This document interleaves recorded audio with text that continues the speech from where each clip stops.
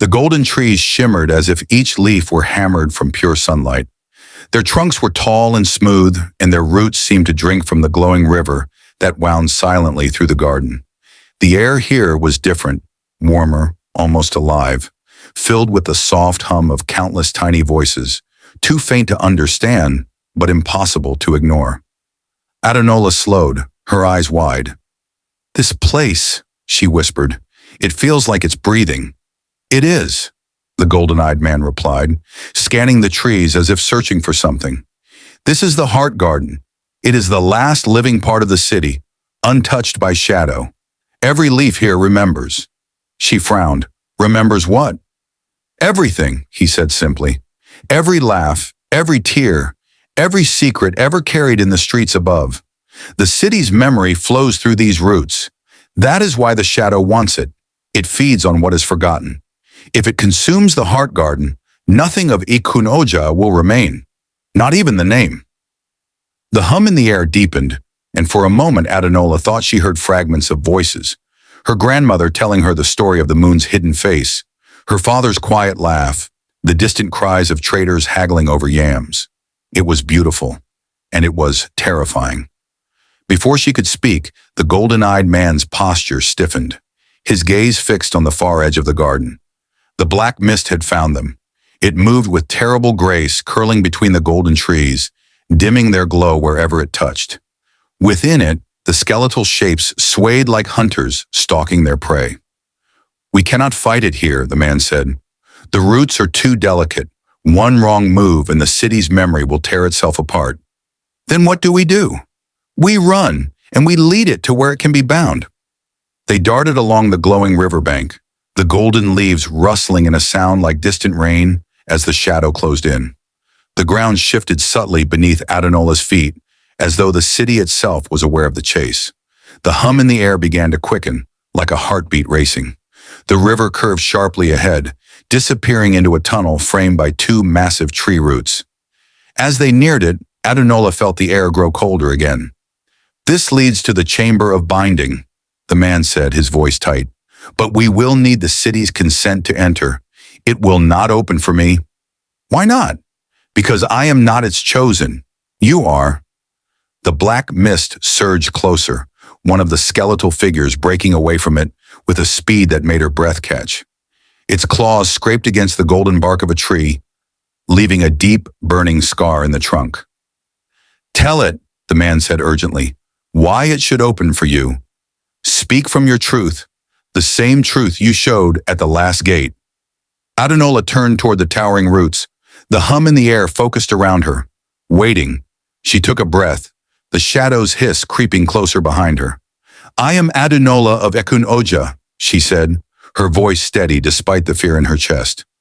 "I am the daughter of a carver, the granddaughter of a storyteller.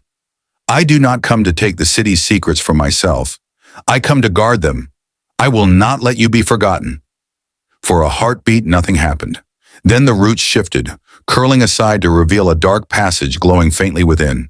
"Go!" the man shouted. They plunged inside just as the mist reached the entrance, its hiss turning into a furious roar.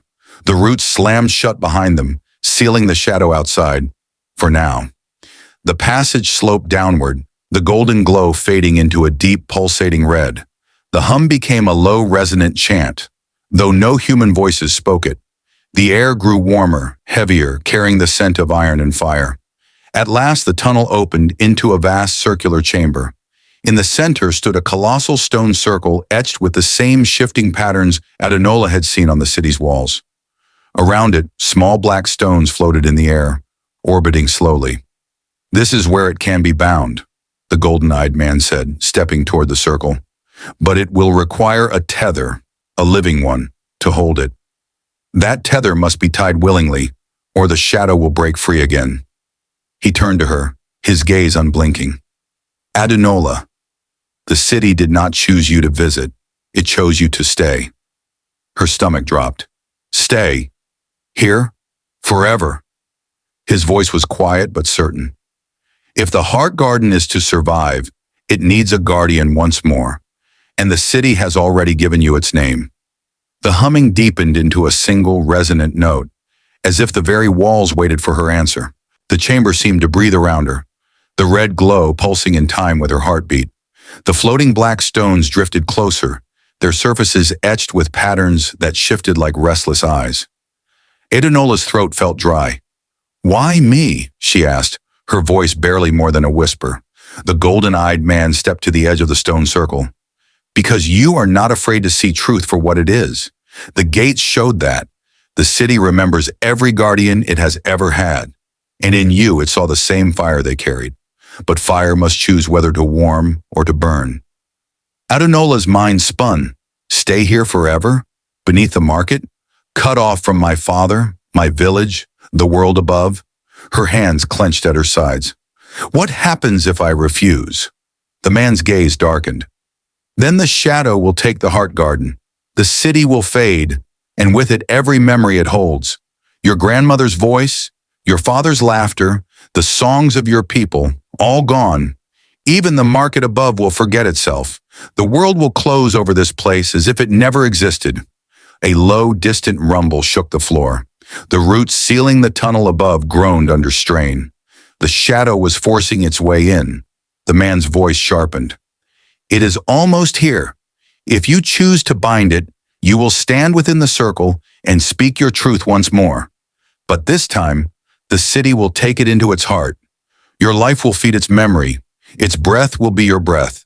Until the day your body fades, you will be its guardian. Adonola's breath came faster. Her grandmother's warning echoed in her mind.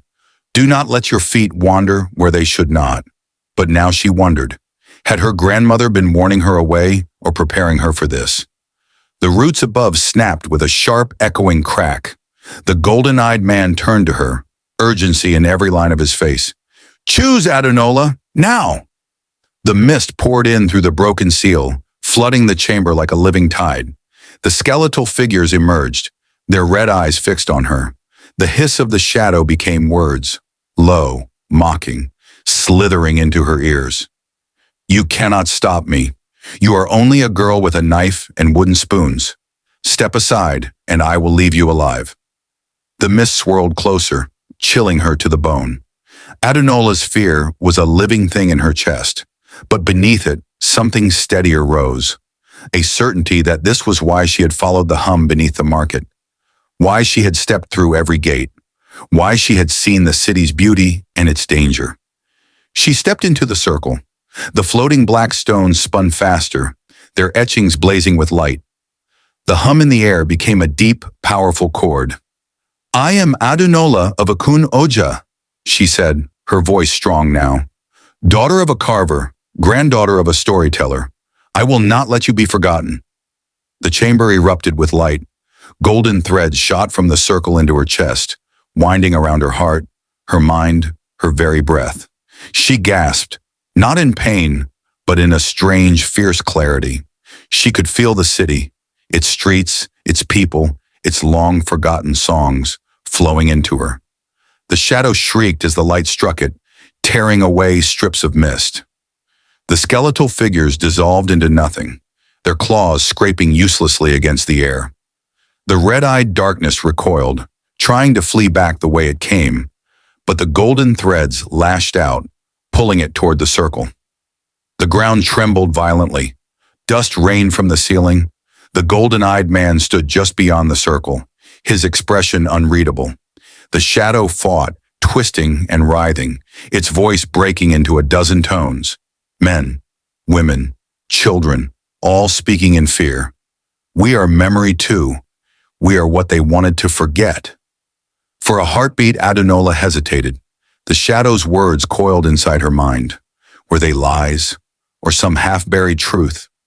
The golden threads tightened. The shadow screamed, its form collapsing inward until it was nothing but a small, writhing knot of darkness at her feet. The circle flared once more, and the knot vanished, drawn into the stone, sealed by the shifting patterns. Silence fell. The red glow faded to a warm gold. The floating black stone slowed, then drifted gently to the floor. Adonola stepped out of the circle, her legs trembling. She could still feel the city breathing inside her, its pulse matching her own. The golden-eyed man bowed his head slightly. It is done. The city lives. She looked at him, 100 questions on her tongue. But before she could speak, the chamber around them began to change. The stone walls shimmered, and far above, the sound of the marketplace returned. Faint at first, then clearer, as though she stood once more just beneath it. The golden-eyed man smiled faintly. Your world waits above, but now, so does this one. Adenola realized then, her story was not ending. It was only beginning.